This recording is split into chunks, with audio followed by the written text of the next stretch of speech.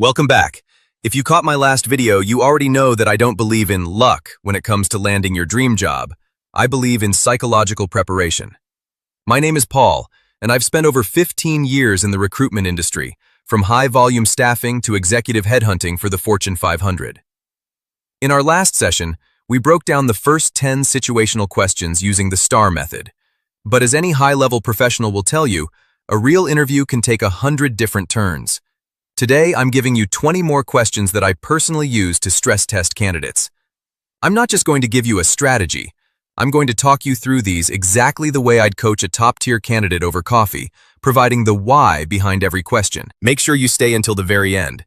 I'm going to share the silver bullet question. This is a specific question you should ask the interviewer that almost always flips the script. It forces the hiring manager to stop judging you and start visualizing you as their star employee.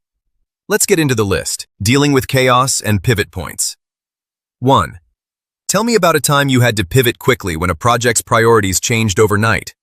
Recruiters call this agility. In the real world, a CEO might see a competitor's move and scrap your 3-month plan in a Tuesday morning meeting. Don't just say you were stressed.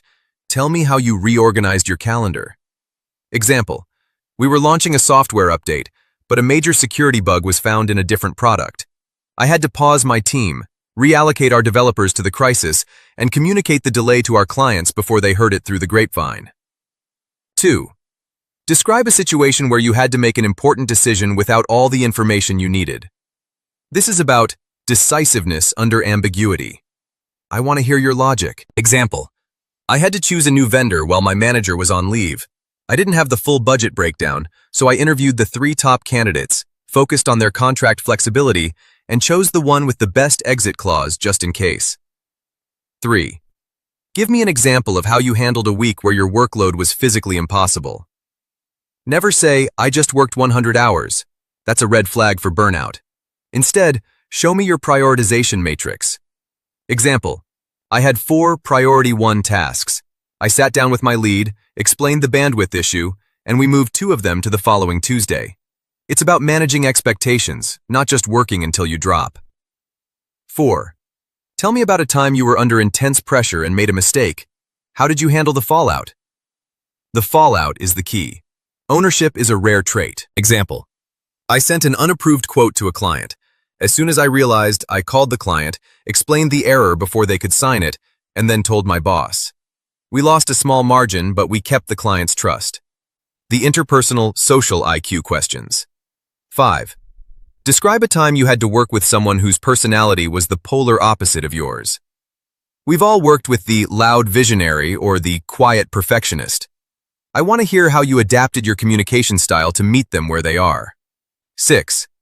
Tell me about a time you had to explain a complex technical concept to someone with 0 technical background. Can you translate engineer speak into human speak without sounding condescending? This is the hallmark of a future manager. 7. Give me an example of a time you had to persuade a team to adopt an idea they were initially against. Don't tell me you convinced them. Tell me how you listened to their objections and incorporated their feedback into your plan. That's called buy-in. 8.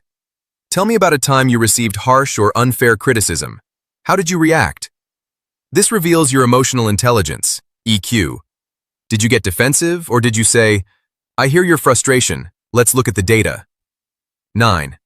Describe a situation where you had to deliver bad news to a client or a manager. Honesty is the currency of a great employee. Pro tip: always deliver bad news with a solution sandwich, the news in the middle, and a plan for what's next on the outside. Leadership, initiative, and ownership. 10. Tell me about a time you saw a problem that wasn't your job and decided to fix it anyway. Recruiters love intrapreneurs. Maybe you saw the filing system was a mess and stayed late to digitize it.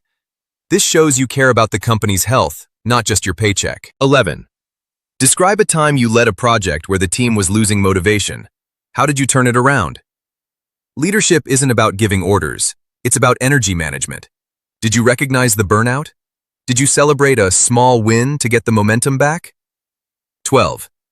Give me an example of a time you had to delegate a task to someone you didn't fully trust yet. How do you build a safety net? Trust but verify. Show me how you set milestones so they could prove themselves without risking the project. 13. Tell me about a time you had to mentor a struggling teammate without being their formal boss. This is influence without authority. It proves you're ready for a promotion. Culture, values, and the human side. 14. Describe the most difficult workplace culture you've ever been in and why you stayed or left. Don't trash your old company. Instead, focus on value alignment. I realized the company valued speed over accuracy, and my personal brand is built on quality, so I looked for a better fit. 15. Tell me about a goal you set for yourself that you failed to achieve. What stopped you? This tests your self-reflection. If you blame the economy or bad luck, you lose. If you say, I lacked the technical proficiency in Python, so I've since enrolled in a course, you win. 16. Give me an example of a time you had to choose between being right and being effective.